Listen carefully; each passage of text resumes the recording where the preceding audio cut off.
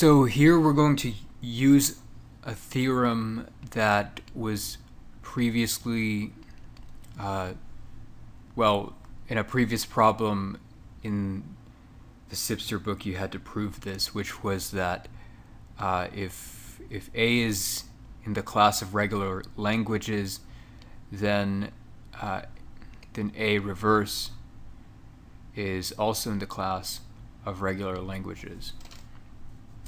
So basically, we have to make a proof, because this language is in the class of regular languages, that you're given these symbols, with A and B, and A and B are either zeros or ones, so this is a binary, and the whole idea is that the bottom set of binary values has to be 3 times the top. So something like, let's say 0, 0, 1, 0 multiplied by 3 is 6. Okay, so this would translate into 0, 0, and 0, 1, then 1, 1, and 0, 0, right? So if you do a few of them, you kind of get the feel for a pattern here. And really what's happening is all you're doing is putting the first number down. So say let's use something like 3 itself. And in multiplication, even binary multiplication, you just put the first number down, so we'll leave it here. And the second number, well, remember there's an invisible 3 here, we're multiplying by 3. So you just shift it over, because everything is just shifted over in binary multiplication. So you end up with this, and then of course this comes out to be 1, 0, 0, 1, that's 3 times 3 is 9. So then the what you should expect from your to be accepted is this, right? And you have the brackets, although it doesn't really matter. So that's what you should expect. So it's what you're really building is just an automaton that multiplies a binary number by 3. 3 is going to be here, and we have some binary number A0, A1, A2, A3, and so forth, right? And what happens is that, of course, the first number is copied down. Let's just say that this is the first number, and the second number is shifted, so this is 0, and you'll notice that indicates that this first character or symbol always has to be a 0, right? So you'll know. So basically, if the first number or the first symbol is not A0, A0, that means it's not in the language, and you should not accept it. And so in the next case, we have A0 here, we have A1 here, A2 here, and so forth. So what's actually happening is you have this is the first bit, and this is the second bit. It's going to be A1 plus A0. And the third bit, A2 plus A1, and so forth until you get to, say, an plus 1 plus an. But this also expands because now you have a0, and it's possible that a1 plus a0 is a carry, which means that you have this one slot, and then you have a1 plus a0 and this next bit, okay, and then you have carry 1, the carryover. Potentially it can be 0, it can be 1, with a 1 with a 2, and this goes all the way up until an plus 1 plus an plus cn. So basically we have to pay attention to the carries and these additions, and that's what this automaton.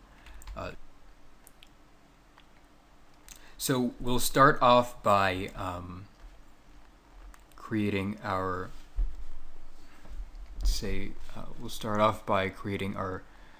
initial state here, and we're going to let that also be the accepting state. Now, if you don't want the empty symbol to be part of your language that you accept, that obviously you have to create an initial state over here and wait till you get real input. But we're not concerned with that, so our accepting state will be the initial state. And let's get the easy part out of the way, which is 0 times 3 is always 0, and if you have just a bunch of zeros, obviously it's just going to loop back. But remember that we only accept the first case input, we only accept this kind of input. So we're only concerned with 0, 0, and 1, 1 first. Now if there is a 1, 1, that means we have non-zero input. So that means we have to handle that, basically. Inform the automaton that something different happened, which means that we have to prepare for different kinds of input. So if you have something like 1, 1, 0, 1, so 1 times 3 is 3, there's no carry here, so we don't really care about what happens next because we don't have to worry about a carry. We can just loop back, and that would be 0, 1. So let's say, however, if there is a carry, you'll get something like this. Now this is 3 up here. So far we have 3. 3 times 3 is 9. So you'll expect something like this, which means that there is a carry and we have to wait for it to drop. So we have to have another state here. And this will be our state where we wait for it to drop. Now, you can't have something like this, let's say 0, 1, right? This doesn't make any sense. So you have to wait for a 0 here because there was a carry. So here we expect a 0 here. So what happens here, this is where we have our carry, and we have zeros because we don't want the automaton to accept this which is not in the language. Okay, so once we have that, we go to this state here, and at this point we can expect that the carry may drop, which is a 0, 1. That means the carry dropped. In that case, we just move over here and just expect the rest of the input. However, let's say you have something like let's go with 1 1, then 1 0 0 0, and you don't have that, and you have 1 0. Well, in this case, this is 11, right? So remember 1 2 4 8, and so that's 11, and that means we would have to wait. So let's calculate this real quick. 1 2 4 8 16 is here, and so 32, so that'd be 32, right? And let's just verify that. So let's multiply that by 3. That's, so you, of course you have the 1 1 there, that carries, so it's something like, and let's shift this over.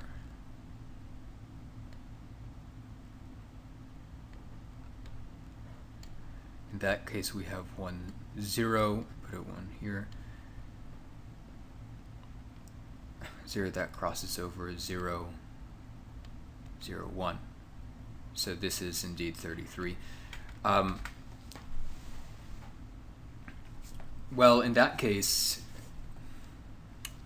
you would be doing something like this, moving over 1 1, 1 0 0 0, but there's also another 1 0. Now, what does that mean? That basically means that there was another carry, or that the carry hasn't dropped, basically. And if we're waiting for the carry to drop, well, notice that if this was a 0 1 here, so you'd have something like 1 1 1 0 0 0. You can have a 1 1 here, of course, that would break.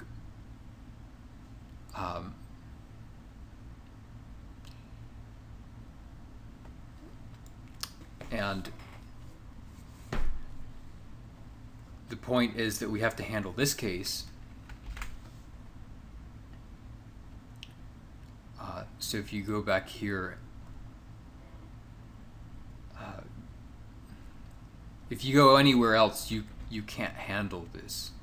The point being, it means that we have a carry that's still propagating, so we have to send it back to the state at which it was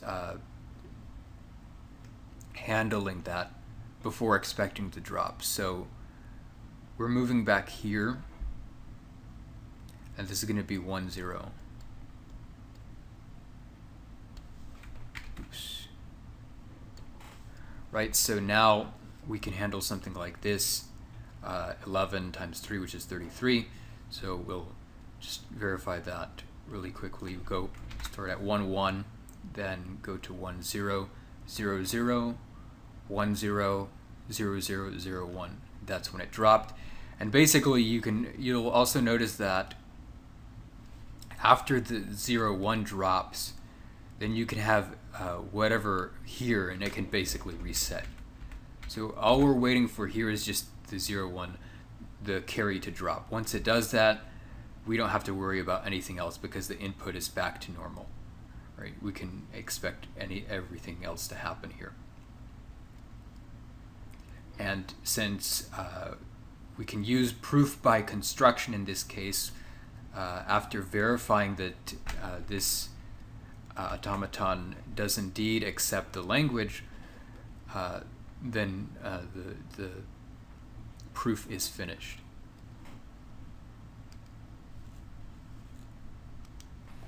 Now you might notice also that this is a non-deterministic finite automaton. So in order to, if you have to change it to deterministic, of course you just get all the input that isn't on here already and direct it to a dead state over here. Let's just say Q, K, and then everything here that isn't here already,